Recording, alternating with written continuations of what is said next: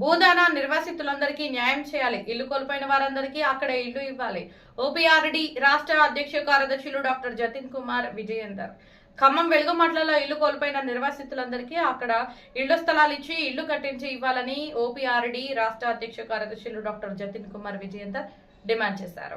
ఖమ్మంలోని press club లో శుక్రవారం ఏర్పాటు చేసిన విలేకరుల సమావేశంలో వారు మాట్లాడుతూ మంత్రుల ఆదేశాలతో 8 ఏళ్లుగా అక్కడ నివాసం ఉంటున్న పేదల ఇళ్లను అమానుషంగా కూల్చివేశారని ఆవేదన వ్యక్తం చేశారు. ప్రభుత్వం వెలుగుమట్ల కాలనీలో మౌలిక సౌకర్యాలు కల్పించకపోయినా వారు అనేక ఇబ్బందులు పడుతూ అక్కడే నివసిస్తున్నారని, వారి ఆవేదనను అర్థం చేసుకోకుండా రెవెన్యూ పోలీస్ అధికారులు కూల్చివేశారని విమర్శించారు.